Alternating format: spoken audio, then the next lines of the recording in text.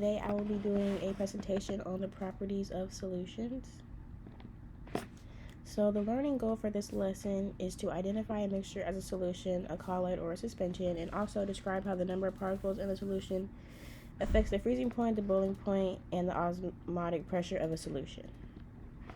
The particles in a solution. This is the first section of the 9.6 lesson. So the non-electrolyte dissolves as a molecule, which could be just as moles, and then the strong electrolytes dissolve entirely as ions. And the antifreeze ethylene glycol, which is a non-electrolyte, dissolves as molecules as well. So the non-electrolyte, which is 1 mole of C2H6O2, which is a liquid, is equal to 1 mole of C2H6O2 aqueous. But with the strong electrolytes, which is how I said it would dissolve entirely as an ion, it's 1 mole of NaCl, which is a solid, was equal to 1 mole of sodium plus, and then the aqueous plus 1 mole of chlorine, which would be 2 moles of particles, but aqueous particles.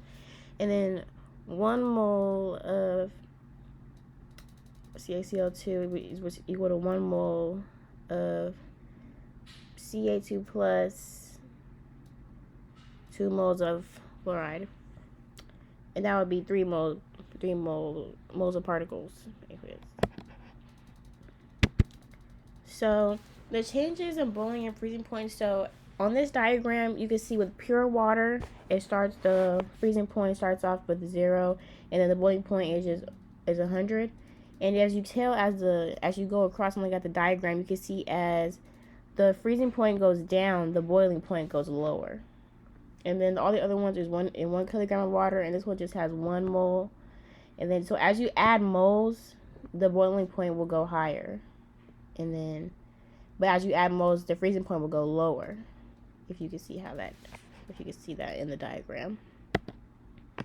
And then example of changing the freezing point. So in our book, we had this chart, and you can see it's just the same thing as a picture. As the moles go higher, the freezing point goes lower, and the boiling point goes higher. So as the aqueous solution increases, the freezing point is lowered, and the boiling point is raised. Exactly what I just said. So then an example it was, in the northwestern U.S. during freezing weather, CaCO2 is spread on icy highways to melt the ice. Calculate the freezing point of a solution containing 0.4 moles of CaCO2 in 1 kilogram of water. So our given was the 0.50 moles of CaCO2 in 1 kilogram of water, and we need to gain the freezing point. But in order to get that, we need to use those two conversions that we had before.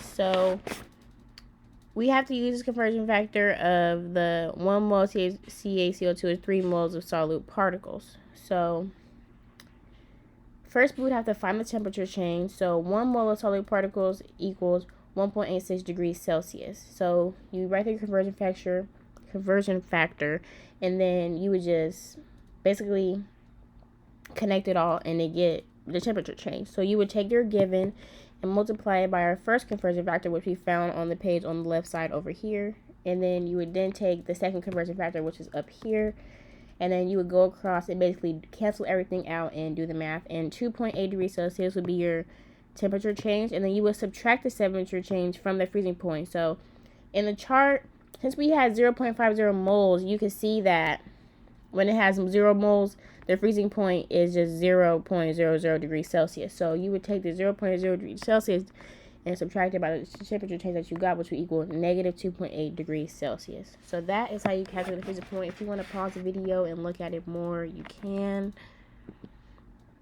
Osmosis. So water molecules move through a semi-permeable membrane from the solution with a lower concentration of solute into a solution with a higher solute concentration.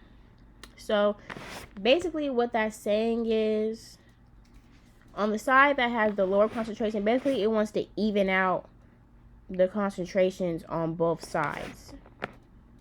And so in the sucrose, it also I believe that means salt. I looked it up. I believe it means salt solution. And yeah. So the osmotic pressure, the height of the sucrose solution creates a sufficient amount of pressure to equalize the flow of water between two compartments. So yeah, so you see it would have to equalize the flow of water. It's equalizing the flow of water between the two different sides. With the one side with the high pressure, the high solution, and then the other side with the low. And the osmotic pressure also prevents the flow of additional water into the more concentrated solution. And the picture of that is right here. The osmotic pressure is the minimum pressure needed to prevent the flow of solvent molecules through a semipermeable membrane. So if you see in the picture, the semipermeable membrane is the thing in the middle with all the molecules inside, and then the osmotic pressure, it pushes down, which is equalizing the concentration. So you wouldn't be able to see the molecules. It's just going into the concentration because it's squeezing it down. Reverse osmosis is a way greater pressure than osmotic pressure. The flow of water is reversed because it flows from a lower water concentration to a higher concentration. So when I read that, it automatically made me think of like a waterfall, because you know a waterfall, it starts at high and it goes into the lower part, but it's just reversed. It starts at the lower and it will go into the higher. The molecules and ions stay trapped while the water passes through, almost like the molecules and ions stay trapped while the water passes through, and I see that as like a filtration, which is why I said that. And then here's a picture of osmosis compared to reverse osmosis. You see the external pressure is pushing all that down, which is making the water now fresh. Yeah. Isotonic solutions. Equal amounts of osmotic pressure as body fluids, also known as blood. IV solutions will be using the mass volume percent, which we learned in my lessons before. So if you need get your knowledge up on that, you should look at our past lessons on the mass volume percent. And then the isotonic solution is when the red blood cells will remain the same at the same normal volume. But the hypotonic solution, the water flows into the red blood cell, causing it to swell up and burst. And that's when it swells up and bursts, that action is known as hemolysis.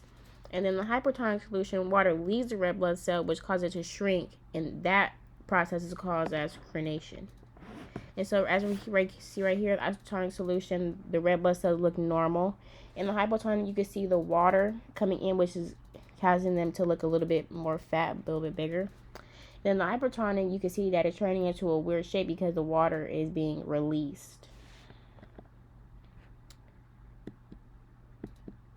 And then it just goes into more detail. Hypo means lower. So when you place a red blood cell into a solution of water, flow and osmosis, that causes the cell to burst, which is the process called hemolysis. And then the hyper, which is greater, is when you place a red blood cell in a higher solute concentration, water flows out of the osmosis and the cell shrinks in the process, which I said before, which is called crenation. Dialysis is the separation of solution particles and colloids, and it also allows small solid molecules and ions. It allows them to pass through but blocks off larger particles known as colloids. So dialysis, it really filtrates your blood. So it's going to take out all those big blockages. It's going to stop those from coming in your new stream, and it's only going to allow the small molecules that you will need in your blood. So you can see it right here. Usually when you're on dialysis, you sit in the hospital and it lasts about 3 hours, and it's just cleaning your blood back and forth. Like in the machine, you'll see it going in and out, back and forth. And then you can see how the blood pumps, it cleans. And then the little dots you see are the waste products, which is, I believe it would be the color that is taking out. Because you see how when it comes in, there's no more blockage in there. And then with our concept map, you would just see that the overall is a solution, but in the solution, it consists of a solute and a solvent. And then the amount of the solute that's dissolved will be solubility, and the amount is saturated. And you see the electrolytes can be strong and weak, and then the non-electrolytes. And the concentration percent could be in volume, mass to volume, and mass to mass. And then you would add for dilutions moles, molarity is used to calculate moles and volume. And the solute particles change the vapor pressure, freezing point, boiling point, and osmotic pressure, which we all just learned. At the end of this, I will have links for videos to give you a little bit more knowledge, because I'm also learning this too, so I might have mixed a few things up, or I could have went into further detail, but I too myself am still learning. So thank you for listening to my presentation.